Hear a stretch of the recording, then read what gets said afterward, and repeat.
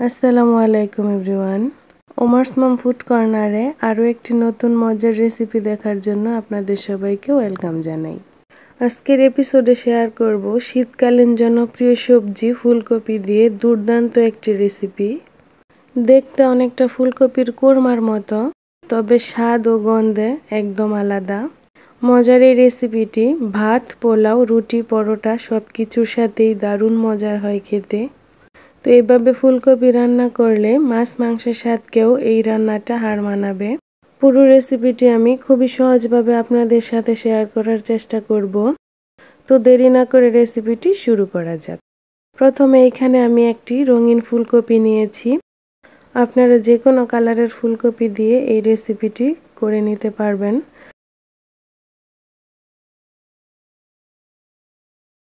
প্রত্যেকটা ফুলকে আমি গোটাই রাখবো, মাছ থেকে কেটে নিব না। তো আমি এখান থেকে বেশ কিছু পরিমাণ ফুল নিয়ে নিলাম।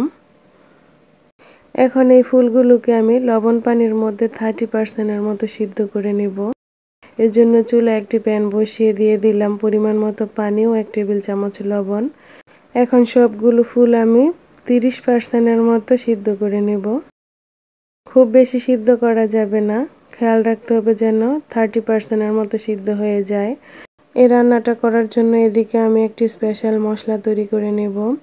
প্রথমে আমি একটা বাটিতে 4 টেবিল চামচ টক দই দিয়ে দিলাম।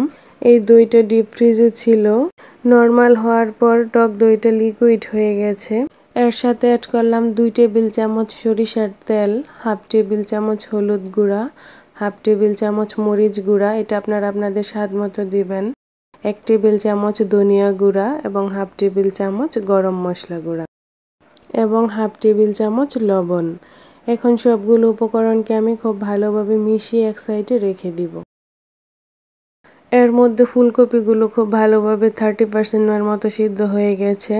এখন ফুলকপিগুলো পানি থেকে তুলে সরাসরি এই মশলার মধ্যে দিয়ে দিব এবং খুব ভালোভাবে মিশিয়ে নিব। এই ফুলকপিগুলো সিদ্ধ হতে আমার 5 মিনিট সময় লেগেছে। চুলার আঁচের উপর নির্ভর করে ফুলকপি সিদ্ধ হতে এক এক রকম সময় লাগতে পারে। আপনারা কাছে থেকে ফুলকপিটাকে 30% মতো সিদ্ধ করে নেবেন। এই পুরো রান্নাটা আমি সরিষার তেল দিয়েই করব, এতে এর ঝাঁঝালো ফ্লেভারটা জাস্ট অসাধারণ হয়। আপনারা অবশ্যই সরিষার তেল দিয়ে রান্নাটা করার চেষ্টা করবেন, এতে করে এই রেসিপির অথেন্টিক স্বাদটা পাবেন। তো এখন চুলাতে একটি প্যান গরম করে এর মধ্যে দিয়ে দিলাম 2 টেবিল চামচের মতো সরিষার তেল। তেলটা হালকা একটু গরম হয়ে গেলে এখানে দিয়ে দিলাম হাফ টেবিল চামচের মতো গোটা জিরা এবং কিছুটা পেঁয়াজ কুচি। এখন পেঁয়াজটাকে আমি খুব ভালোভাবে একটু ব্রাউন করে ভেজে নিব। পেঁয়াজটা যখন এরকম ভাজা হয়ে যাবে, এখন এর মধ্যে দিয়ে দিলাম আমি 1 টেবিল চামচ আদা রসুন বাটা। আদা রসুন বাটাকেও একটু ভেজে নিব যেন এর কাঁচা গন্ধটা চলে যায়। এখন দিয়ে দিলাম ম্যারিনেট করা ফুলকপি। ফুলকপিগুলো আমি 5 মিনিটের মতো ম্যারিনেট করে রেখেছিলাম। এখন ফুলকপি আর মশলাগুলো খুব ভালোভাবে মিশিয়ে এটাকে 2-3 মিনিটের মতো মিডিয়াম হিটে কষিয়ে নিব।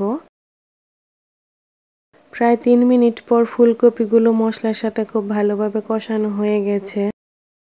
এখন এর সাথে দিয়ে দিব মাঝারি সাইজের একটা টমেটো কুচি এবং হাফ কাপ পানি।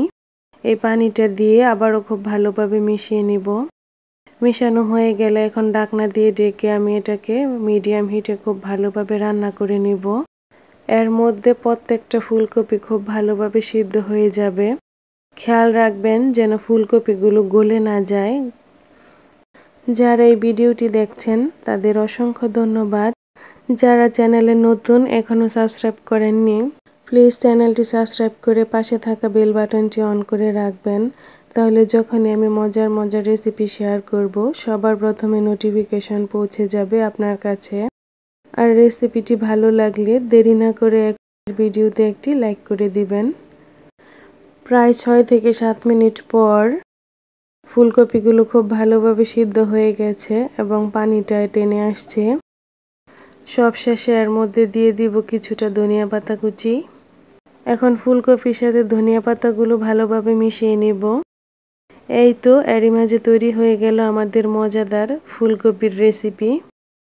এই মজার রেসিপি একবার বানিয়ে খেলে এর জাজালো স্বাদ ও সুঘ্রাণ আপনারা ভুলতে পারবেন না। এই রেসিপিটি বারবার খেতে ইচ্ছে করবে। আপনারা ফুলকপির অনেক রেসিপি তো ট্রাই করেছেন, একবার এইভাবে ট্রাই করে দেখবেন। আশা করছি আপনাদের ভীষণ ভালো লাগবে। তো রেসিপিটি আপনাদের কেমন লাগলো আমাকে কমেন্ট করে জানাবেন। আর আপনাদের কাছে আমার একটাই অনুরোধ, প্লিজ আমাকে সাপোর্ট করবেন যেন আমি সামনে এগিয়ে যেতে পারি আর আপনাদের সাথে মজার মজার রেসিপি শেয়ার করার সুযোগ পাই। আজ এখানেই শেষ করছি, দেখা হবে নতুন কোনো মজার রেসিপি নিয়ে। এই পর্যন্ত সবাই ভালো থাকবেন, সুস্থ থাকবেন। আল্লাহ হাফেজ।